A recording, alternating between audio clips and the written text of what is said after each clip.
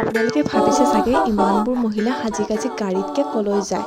Actually মাঘৰ মাহত হেনো তীৰ্থ ভ্ৰমণ কৰিব লাগে। সেই উপলক্ষে আমাৰ ওচৰৰ খুৰী, পেহী, আইতা এইসকলে লগতে মোৰ শাহু মাও গোটেইকেইজনী একলগ হৈ তীৰ্থ ভ্ৰমণ কৰিব গৈছিল। তাৰপিছত ঘৰত আহি ধ্যান নামৰ লগত ব্যস্ত।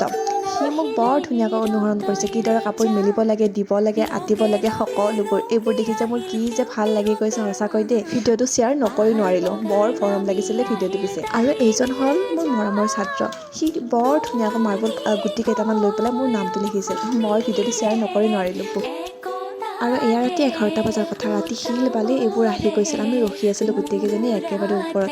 একেবাৰে ট্ৰাফিক জাম হৈ গৈছিল অলপ সময়খিনিতে, কাৰণ পিছদিনা মিস্ত্ৰী আহিব, সেইকাৰণে ৰাতি গোটেইবোৰ যোগাৰ কৰি থোৱা হৈছিল। এয়া ঘৰৰ সৰু সুৰা কাম, হাজবেণ্ডৰ সৰু সুৰা সপোন লাহে লাহে পূৰণ হ'ব ধৰিছে, একমাত্ৰ তেওঁৰ কষ্টৰ ফলত। ভিডিঅ'টো ভাল লাগিলে লাইক এটা কৰিব দেই। বাই ৰাইজ।